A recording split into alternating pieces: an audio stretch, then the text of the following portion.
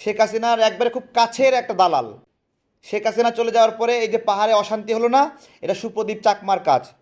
পাহাড়ে কিছু জাতিগোষ্ঠী সুপ্রদীপ চাকমার বিরুদ্ধে আন্দোলন করেছিল, সেই দিন একজন বাঙালিকে হত্যা করলো।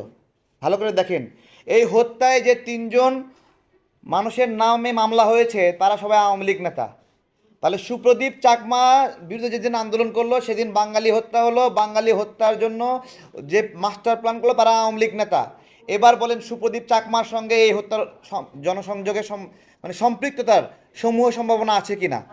এরপরে দেখেন, এই পাহাড়কে নিয়ে একটা বুদ্ধের হাতে অস্ত্র নিয়ে ছবি ভাইরাল হয়েছে, অথচ এই বুদ্ধের ছবিটা মায়ানমারের।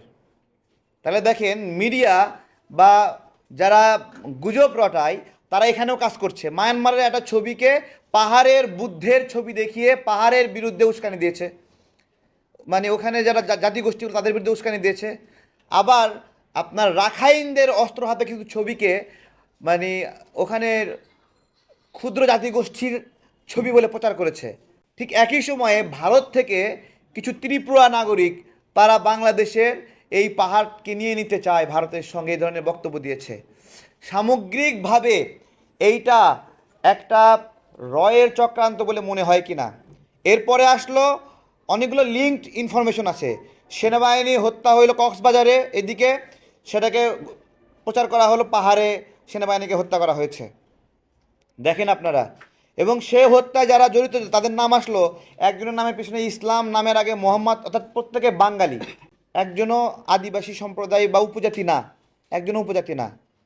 আমি বলতে চাচ্ছি যে পাহাড়টা আমার আমার বাংলাদেশের এই 56,000 বর্গ মাইলের মধ্যে, ওইখানে উপজাতি বলেন, আদিবাসী বলেন, পাহাড়ি বলেন, সেও আমার, বাঙালি বলেন, সেও আমার, প্রত্যেকে আমার। এই আমার দুই ধরনের মানুষের মধ্যে বিবাদ লাগাই দিল কে? তাহলে এগুলো আমরা না বুঝে সারাক্ষণ অস্থিতিশীলতা করি, উত্তেজনা করি।